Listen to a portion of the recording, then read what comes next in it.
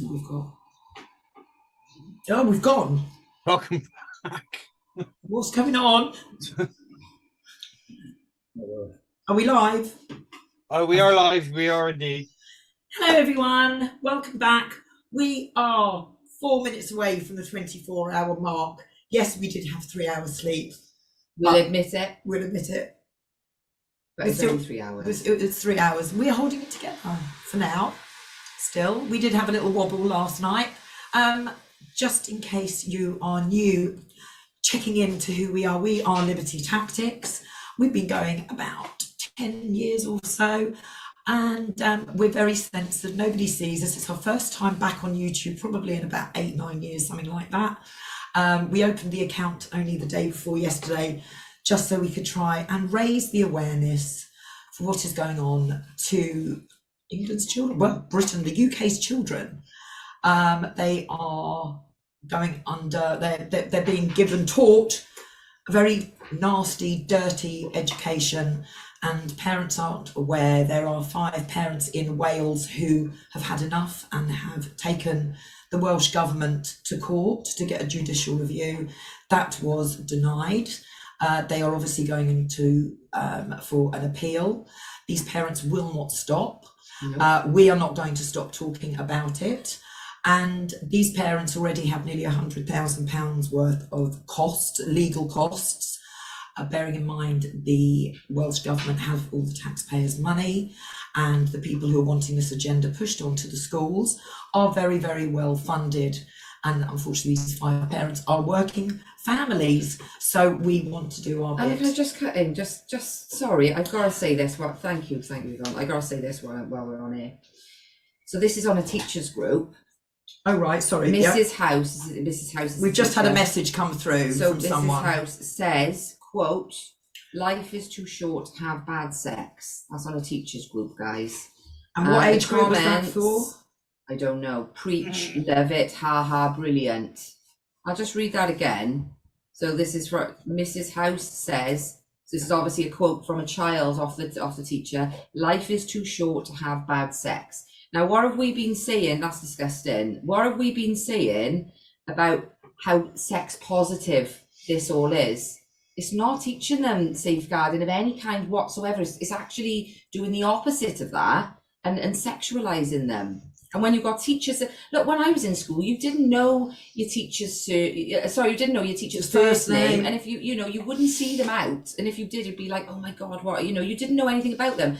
If they were married, you may have known because they were Mrs. Do you know what I mean? But other than that, you wouldn't know anything about their private life. And now we've got, this is honestly, seriously, guys, there are groups on Facebook, for RSE. I'm not very good teachers in them groups because I end banned. up saying things and I'll get banned. But there are people who manage to get in these groups and have a look what some of these teachers are doing, because people are under the impression that they can the teacher knows exactly what's going on and whatever. But really, the teachers haven't got a clue, and they go into Facebook.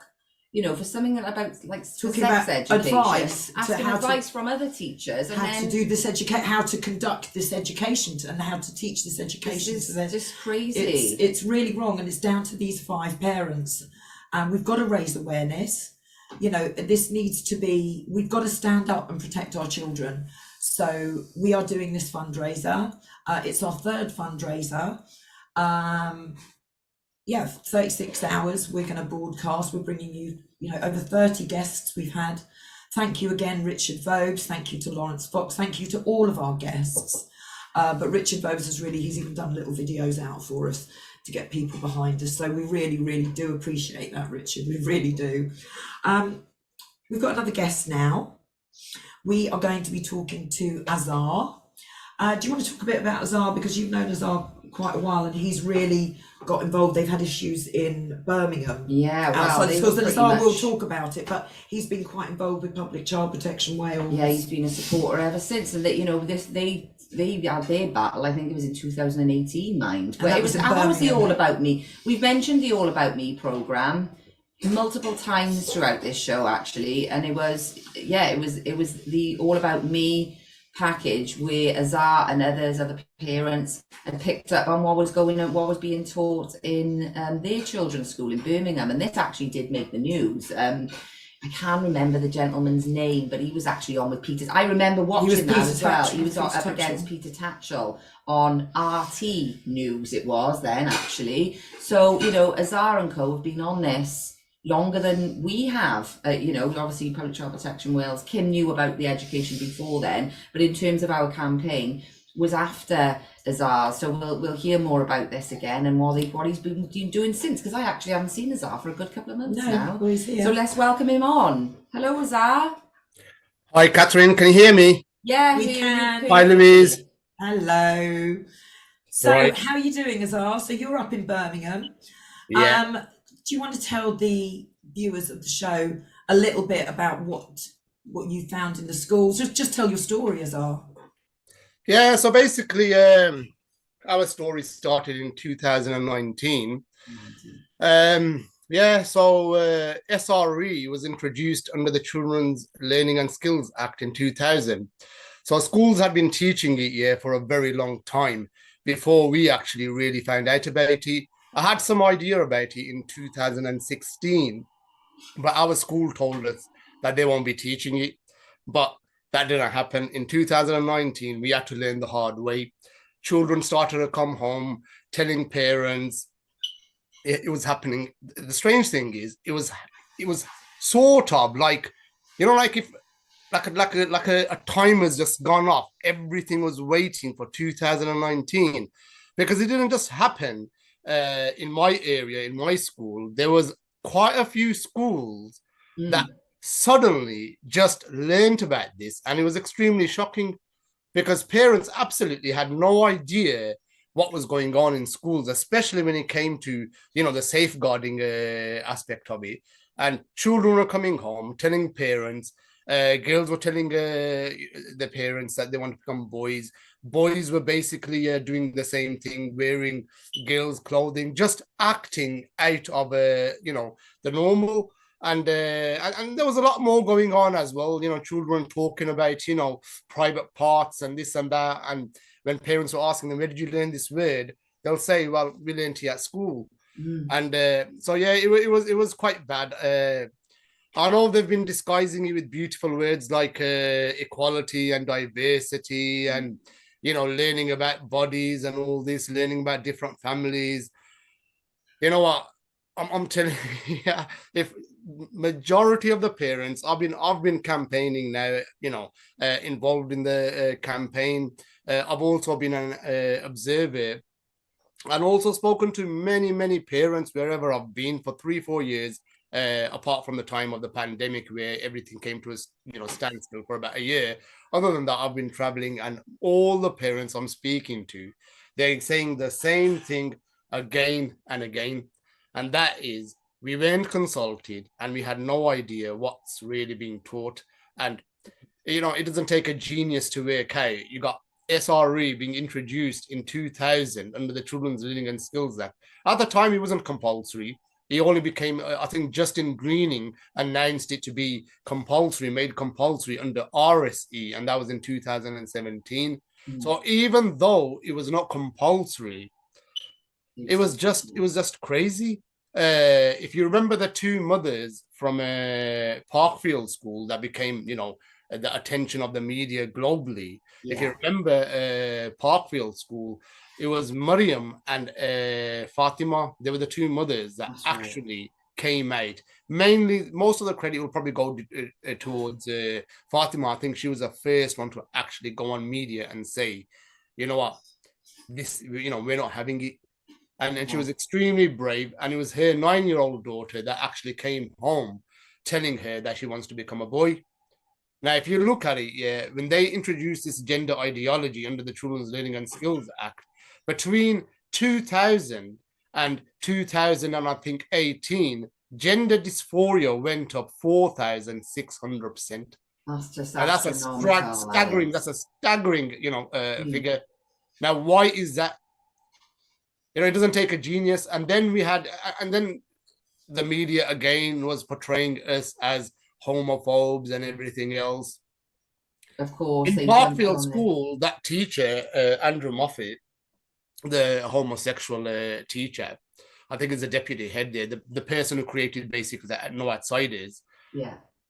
He was kicked out from a school previously before coming to Parkfield. So he was actually kicked out because of his, aggressive nature of teaching his own beliefs and his own ideology. I think it was a Christian school. So then it comes to Parkfield. Now, the parents of Parkfield are majority Muslim. Now, they accepted him. They welcomed him. I think he was there for definitely over a year, as far as I can remember, when I was speaking with the parents. He was there for a very long time before they raised, concerns about what their children were learning. So they never had an issue with him being homosexual. If they had an issue with him being homosexual, they knew that since, when he joined the school.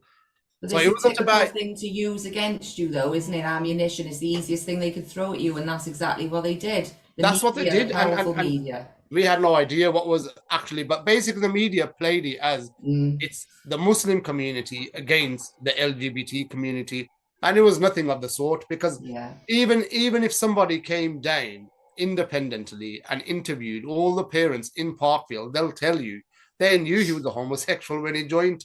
So the evidence and the proof that we weren't against him, but the parents were against what children are being taught, it was, it's all about commercializing. It's all about marketing. Now, everybody knows if you speak a lot about something, or you're overly promoting something, it will have an effect on children. The same thing when you're walking past bakeries, you got all these lovely cakes displayed at the windows. It's going to basically entice the children to go in. It's going to tempt them. That's how advertising works. And a lot of the children were saying they were telling the parents that he speaks a lot about his partner. He brings photos in to show. That's the professional relationship gone there, because like I say, you didn't know your teacher. You didn't know that. So to talk about their private life, that's a breach of their trust, isn't it? That's right.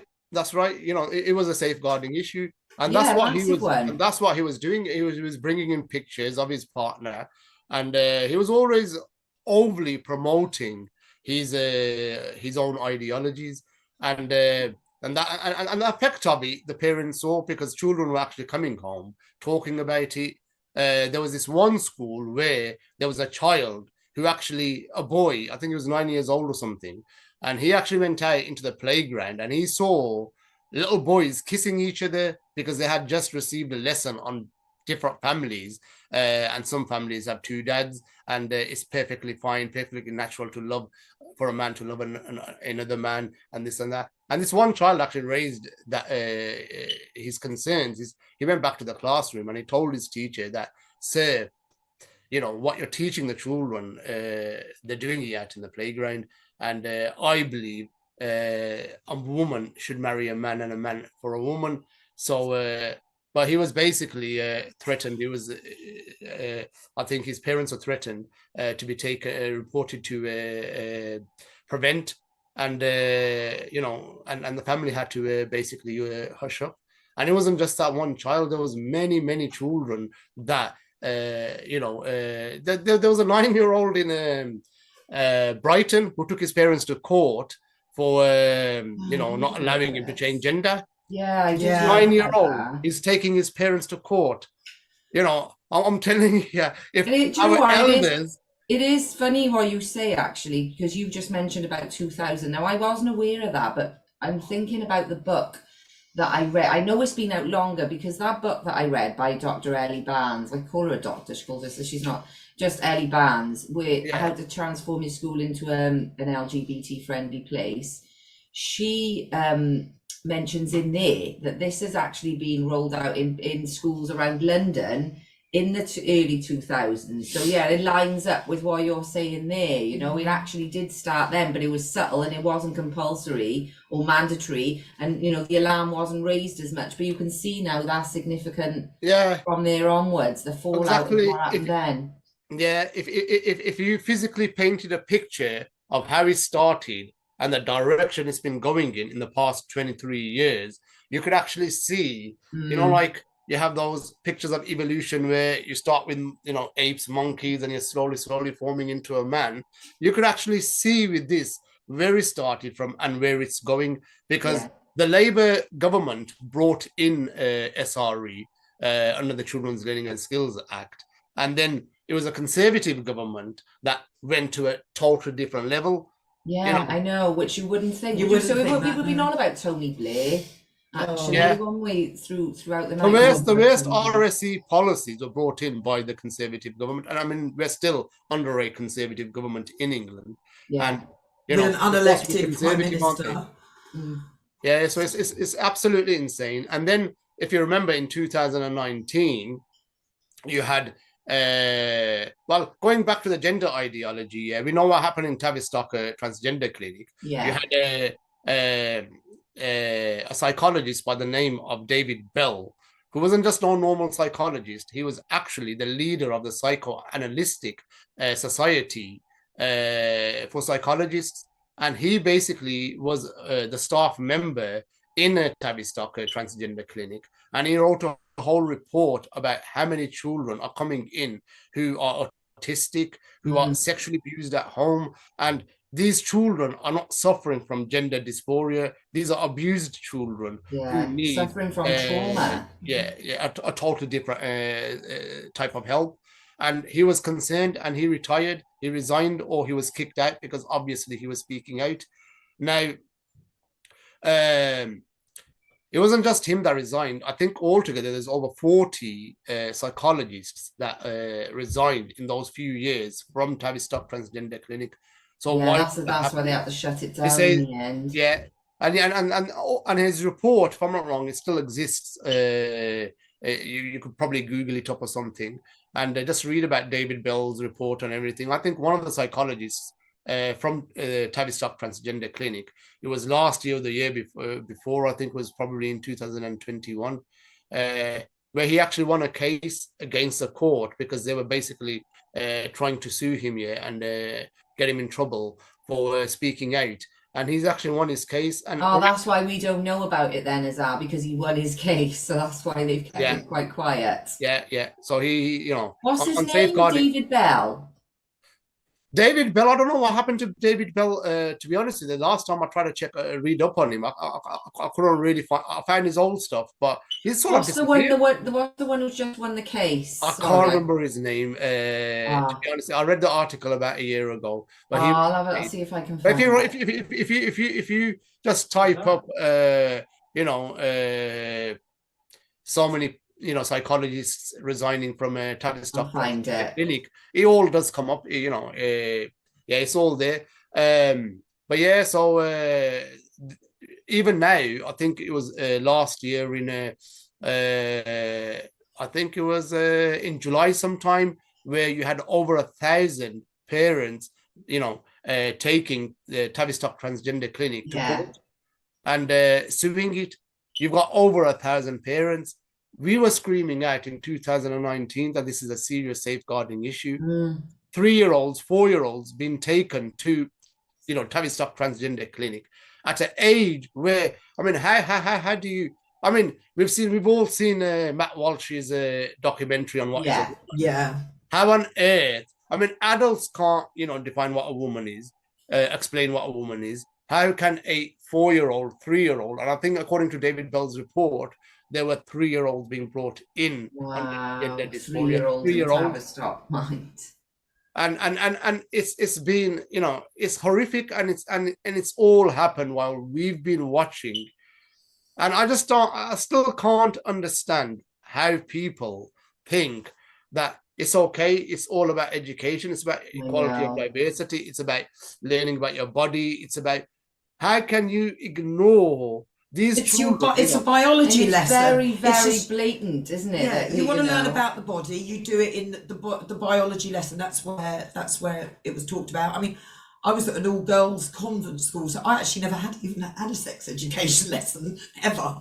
I think we did, but I wasn't there because I used to skip school a lot. But it wouldn't have been much. It just would have been an afternoon on something. But then they really kick-started it after we had left, obviously, do you know what I mean, in the last so many years under the guise of health and well-being. Well, that's the thing, RSE is called so many different things because they're aware of, like we were talking to Ronnie Herman from Canada last night, and over there is SOGI, so is sexual orientation, gender identity, that's what it's called over there. In your RSE, face. then we've got health and well-being, and they mask it up with these pretty words that, like you were saying earlier, you know, under the guise of completely different names, and then they think that everything's fine. It's got to boil down to, and we keep saying this, right, them not understanding how dangerous and where this education comes from, because most people, I can't imagine anyone. It's destroying lives, Catherine. Yeah, it's destroying lives, and it's becoming so blatant, and still they're finding a way to justify it. I can't understand. I mean, I've mentioned this before many times. I can't actually believe we're having this conversation. I know. I say this a lot as well. It is so wrong, but yet it's being justified and continued. I just can't understand it. I mean, if you look at, if you read the stories of, there's so many children now coming out as teenagers, as adults, who went under these transitions, went onto these puberty blockers, hormone treatments that prevent bone and brain development and cause many other issues, like eventually result in a cancer and stuff. And all these children that now are regretting it, it's impossible to reverse it. Their lives are destroyed.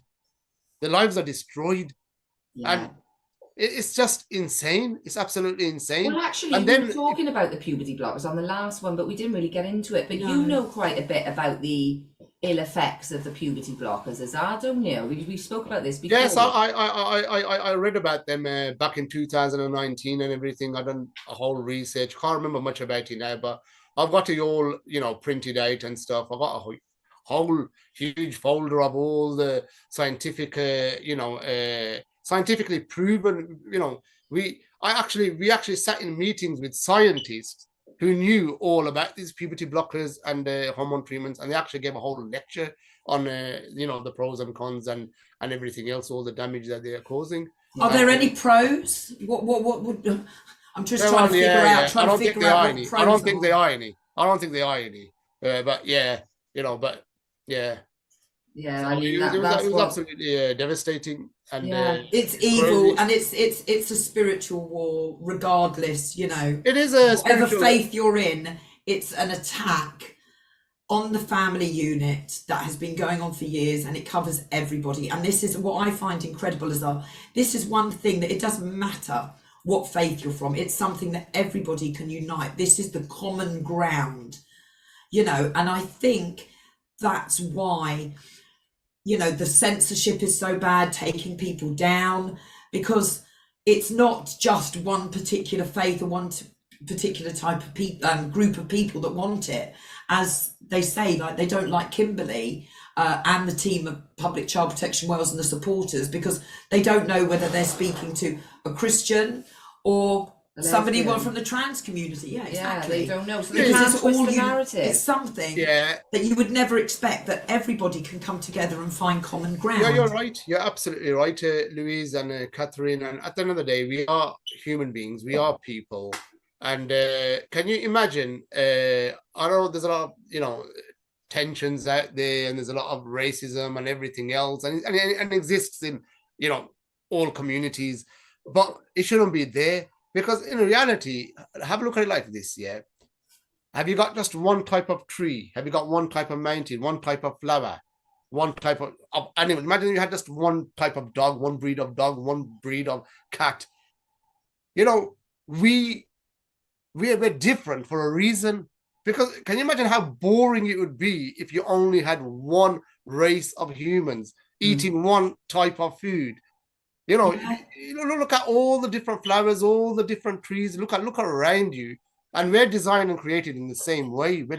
We appear to our skin colors are different for a reason. Yeah. When we meet each other, we sit in each other's homes, we eat, we speak with each other, and it's always fascinating to meet people from different. Yeah, it is. Yeah.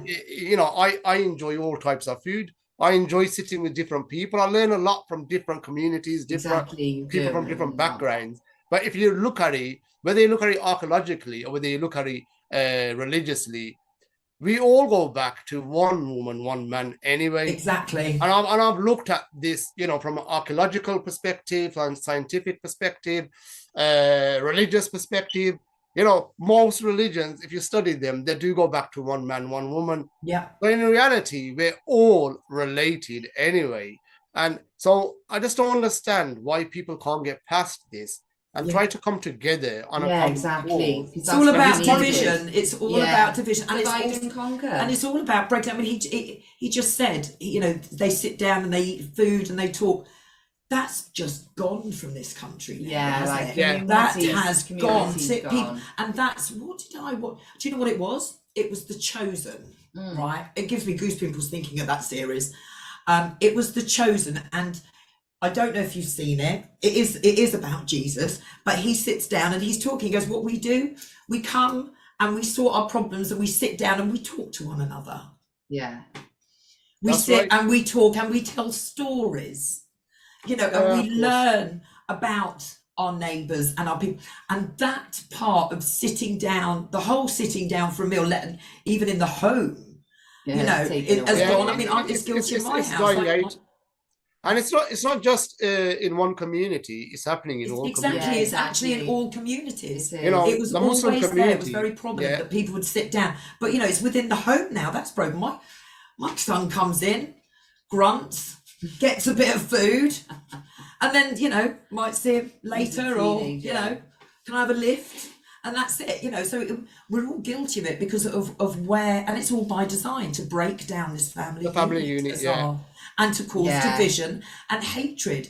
And the best things they use, and they bring out the race card, they bring out the homophobic card, they bring out whatever. These are the golden nuggets, aren't they? Exactly. These are their golden nuggets. They create these words, to cause division, disunity, and it's only getting worse. I mean, I was reading in the newspaper, I think it was a couple of months ago, or probably a bit longer, where you've got sexual crimes under 10-year-olds on the increase.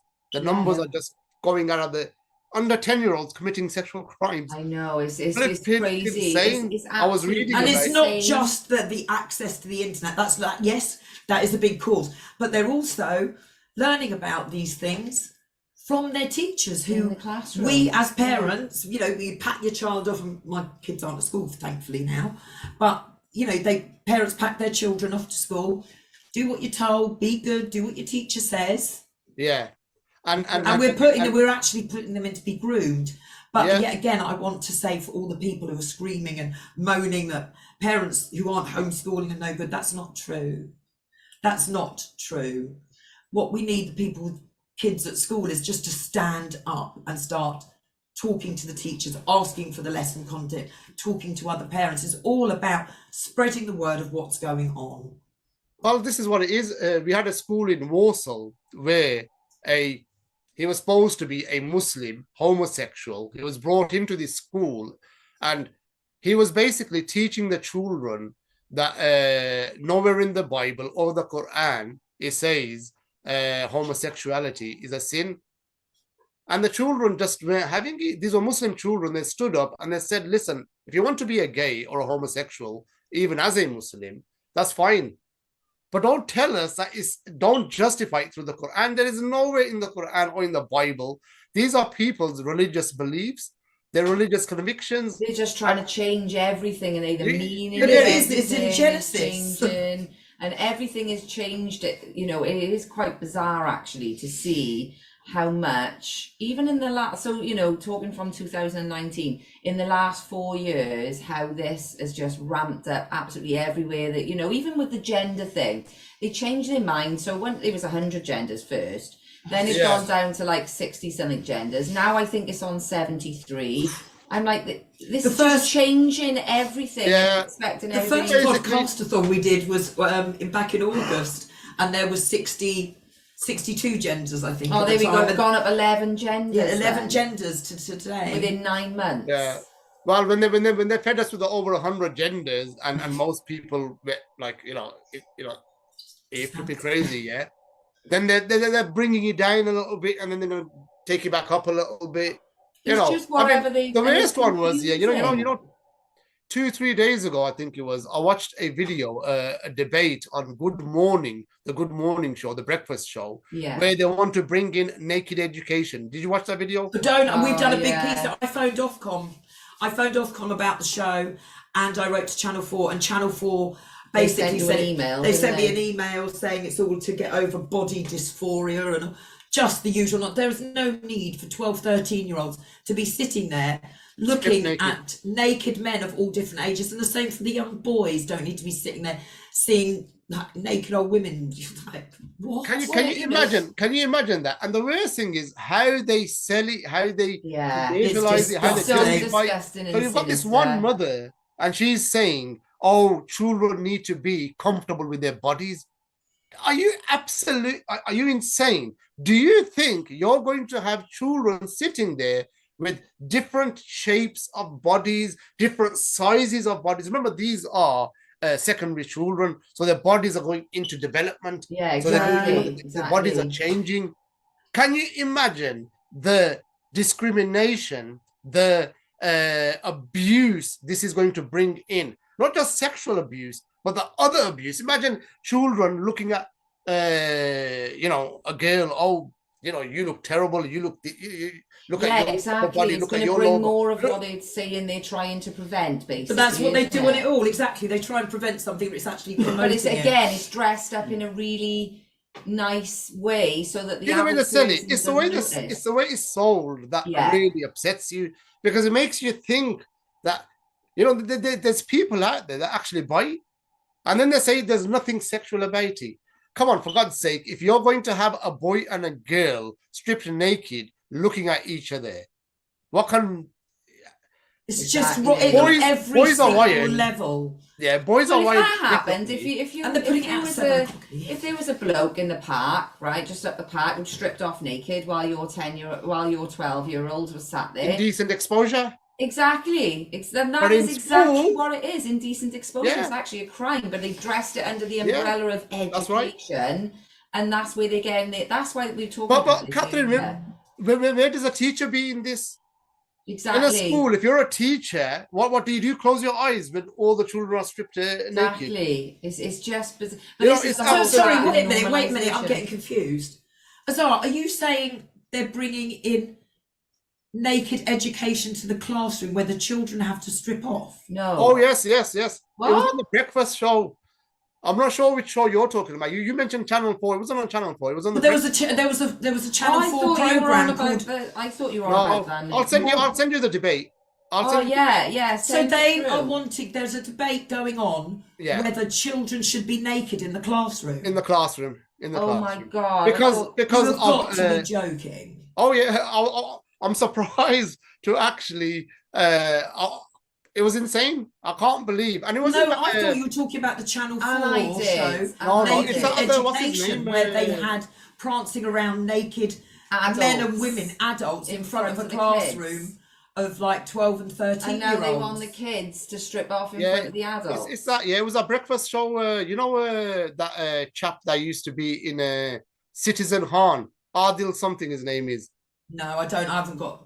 Yeah, he Are does you that able to breakfast show. send that Anyway. over to Can you send that? Can you send that link to me? I'll send that when to we you. finish? I'll send that to you. I think he's taken over from what Piers Morgan used to do. All right, okay. Yeah, I know so- what you mean. Yeah, Oh he wow, I can't. I just. Well, I I can't, can't believe it. that. That's why I just sit had to and stop when fire. Azar said that. I got That's- confused. I thought he was on about that one. Yeah. That is just. This is that boundary they're pushing. Look, they really are. Yeah, and they had a mother there. They had this mother there sitting, and she's actually trying to justify it. And then you've got another A mother mother. there. Sorry? A mother, did you say? Yeah, so you've got two mothers there. One's for it and one's against it. And the one for it, this is how she's selling it, that children might be uncomfortable with their bodies. So when they see each other, it will help them to understand that, everybody's different and this and that. It helps you to come into terms with your own, I don't know, but, and then she said there's nothing sexual about it. it's just, you're seeing each other's bodies. And I'm like, you really don't know how boys are wired up, do you? Yes. If you're going to have, naked girls, in front of boys, you just don't know how they're wired up. Because, if you think it's I non-sexual, can't believe and the it. safe I honestly, you need to send me that link, and then we will get that link shared. I'll as send well. it to you as we're talking now, Louise. But yeah, and Sick. we've only just got past the 241 schools in Warwickshire that were teaching, the All About Me program, which was basically promoting masturbation to 4-year-olds onwards, and they were justifying that as well. That children will, self-stimulate time to time, self-experiment time to time. Are you flipping insane? So you basically are encouraging or helping. We're just teaching them how to do it properly. Yeah, it is. That's what it is. It's a sex positive education. It's not, a safeguarding one in any way, shape, or form. Especially when they've got the pornography and stuff, and they can choose which genre. And although they're told, it's not real life, but it can be part of a healthy sex life. I'm like, no, it's not. They're bringing in dildos, aren't they? To they already do that, so they have adult-sized dildos. Years ago. Wow. There was a teacher who resigned, and she met someone I knew, and she was telling him the reason why she resigned because they had brought these dildos and these mannequins in, and they were asking young girls to basically put the condoms on the dildos and all that, and while doing it, bend down on your knees. Oh wow! Do you know what? And this is even in Australia, you've probably seen it with our MP going absolutely mental because the 10-year-old girls, either 8 or 10-year-old girls, were given homework to go home. I've sent it to you, by the way, Louise. Thank you. Thank you, Azar. Yeah, that's right. That's right. And he was absolutely, he was gobsmacked. He was.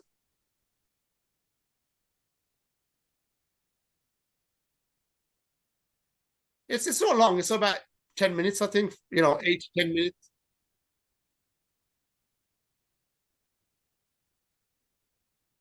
Yeah. It's the way they're selling it. Just before we end the show, I'm not sure how long I've got, but they're always speaking about discrimination and the effects it has on young children and SRE and all this, and the All About Me program, the way they justify. But I actually had a good little research into most of this discrimination caused in schools, in the playgrounds. And do you know, I think it was 93% or something of it had nothing to do with children from LGBT backgrounds. It was, yeah, you with me. Most of it was children, their background, what their parents looked like, how children were dressed, maybe the physical appearance was different to others, their house, but it was only about 6-7% that actually was to do with, because most children, how does a child, I mean, it's not like you've got, children, acting all, I don't know, we never picked up on that, did we, Louise, Catherine? When we were at school, I don't ever remember, looking at a child and saying, oh, he looks a bit gay, or, she looks a bit lesbian or something. We never did.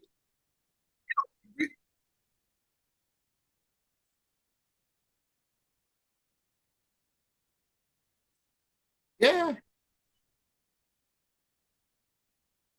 yeah.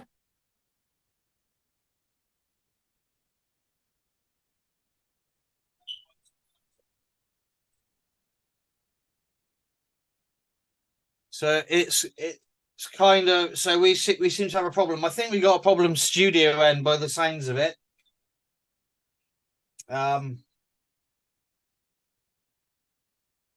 We may have to reboot something. Lou's still chatting, so Lou can't hear me. So I guess I'm the only one running the stream at the second then. Bear with me because I'm trying to press about 50,000 buttons at the same time. I'm going to try and I'm just going to play a short. I'm just going to play the short promo stuff just because I want to see if the sound works. Stay with us. We're on it.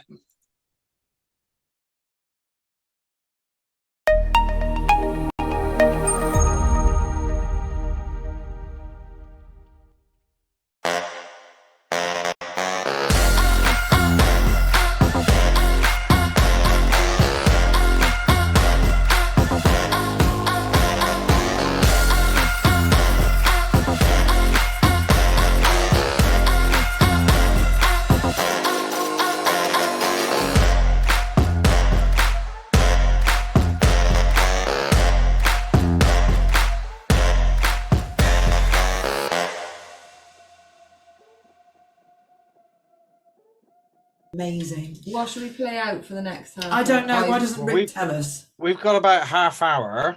Okay. So Perfect. we've got, can you remember Azar gave us that Good Morning Britain?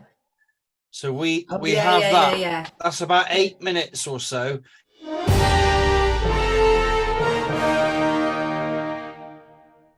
Well, I bet you it would be a day that lots of kids would definitely show up for, wouldn't it? I Well- mean, you could imagine how much talk there'd be on the playground about this. So, what do you think? Should naked education be taught in schools to aid body positivity? That's what the purpose of the show is about, they tell us. We're joined by a relationship coach, a mum of 2 boys, Fahima Mohammed, who says this could cause psychological harm. And writer, a mum of 2 girls, Tineke Bernard, who says it would show children that we all come in different shapes and sizes. Tineke, do we need to see naked bodies in a classroom just to know that human beings come in different shapes and sizes? I think so, yeah. I think it's really naive for us to think that at that age, these children haven't already Googled and had a search online or just seen things on television that gives them one very narrow idea of what bodies look like. And the chances are it's not going to be what their bodies look like. And that can lead, in my opinion, to them having problems with their own self-image and their own body image. So being in a controlled situation where we can show them that bodies come in different shapes and sizes and that, you know, everyone's not asymmetrical, we don't all look the same, is really important. But why do they have to be completely naked for that? Why couldn't they just be in maybe their underpants? Why do they have to get your genitalia out? Because it's the genitalia. Those are the areas that are going to differ from person to person. So if they think that all boobs look one way because that's what they've seen when they've, you know, Googled it, or they think they're all going to look like the Barbie doll, then they're going to, without showing that to them, how are they going to know? And it's not about sexualising these things, you know. If we're only teaching them in, you know, sex ed, it's the only time we talk about those parts of their bodies, how are they ever going to know that, you know, they're there for nurturing or, you know, they're there for other purposes and they're totally normal? It's an interesting one, isn't it? Is there anything wrong with that? You know, very often sex education in school uses drawings, doesn't it? Yes. Pencil drawings that are based on, you know, well, look like a doll, essentially. What's wrong with seeing the reality of the human body? Well, not everybody is prepared and ready for it. And again, we're discussing this from an adult's point of view and studying and knowing child, you know, behaviour and sort of like their mental state from all ages. They're not necessarily all in the same spectrum to actually understand this and be ready and prepared. And psychologically, it can actually cause some sort of like neural processing in the brain where they're not actually going to have the sort of the impact of having some sort of like positive sexual stimuli, and that's the study so far.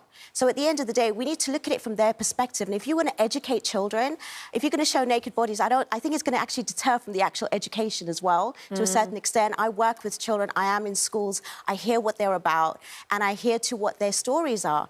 And not everybody's even comfortable with the, you know, immediate and the ordinary sort of RSC education in the first place. And I'm not saying that they shouldn't have that, but I think talking more about less negative talk, healthy nutrition, and you don't need to undress and, you know, somebody in order to address the situation or some sort of issue.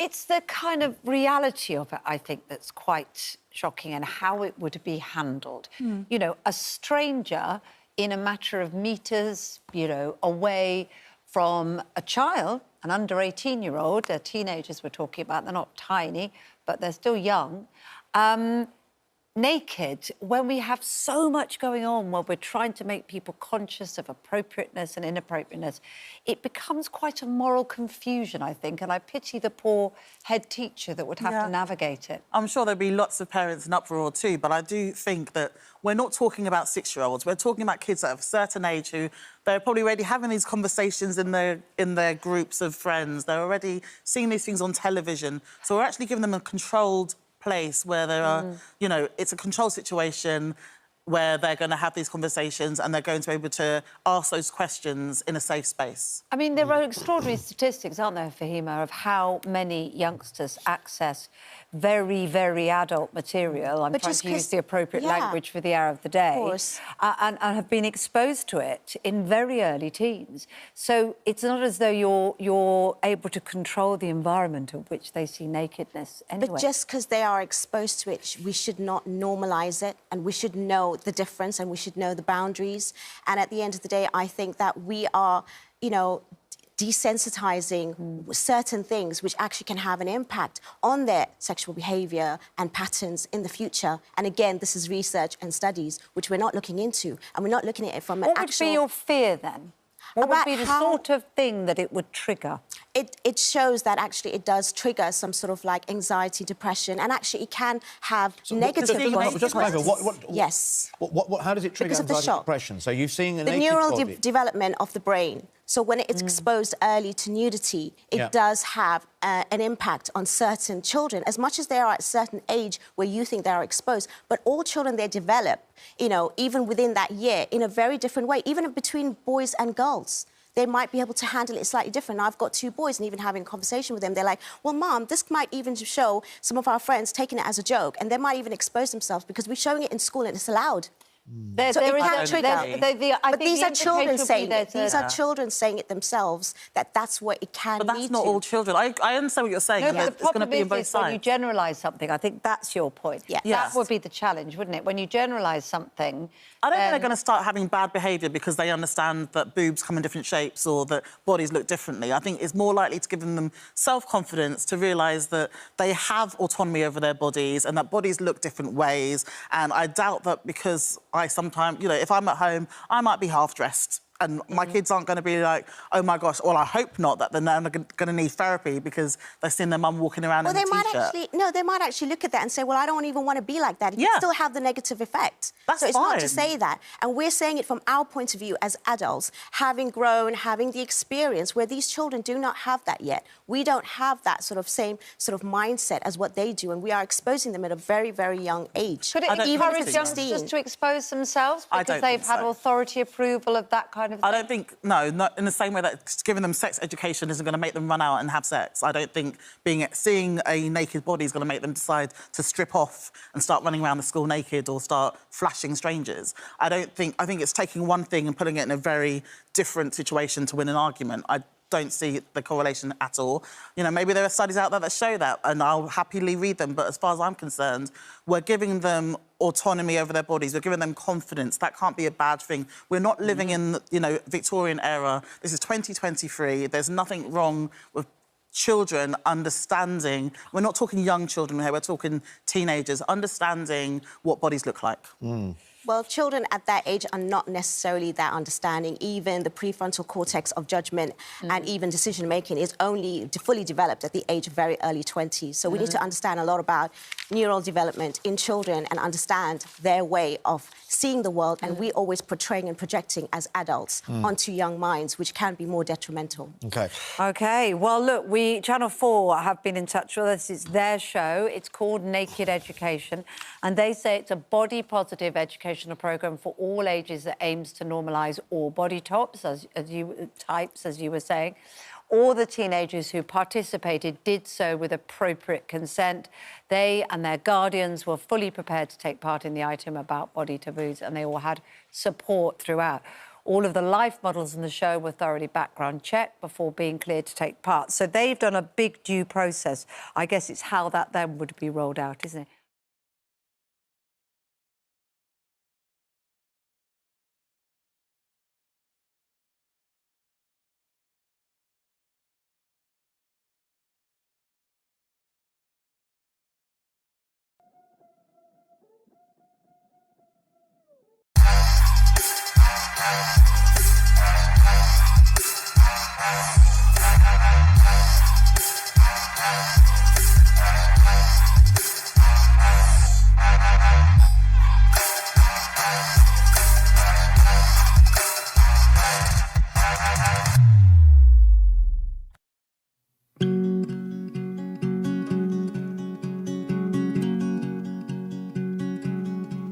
Through the madness and the lies, as they're holding back the truth, no matter what they try, I will always fight for you.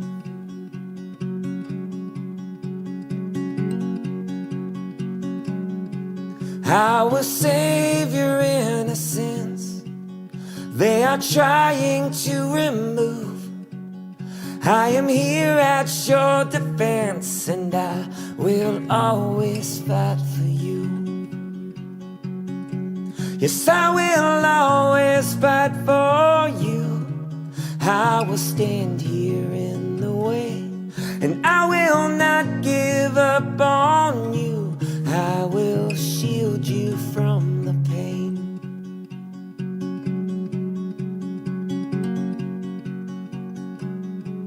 In the battle on the field, there is evil on the move, but I hope that you can feel that I will always fight for you.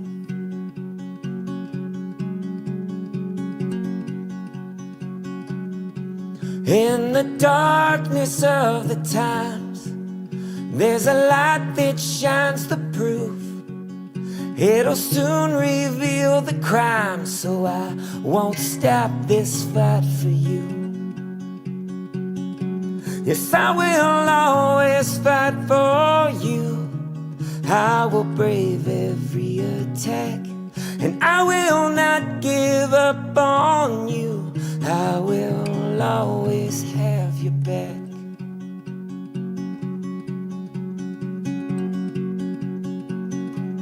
So to every single mother, father, stand up for your sons and daughters. Do not back down, don't let up. You are all they have for armor, so make this a war to win. Look in their eyes and tell them that I will always fight for you. I will stand guard at the gate, and I will not give up on you. I will stop each shot they take. Yes, I will always fight for you.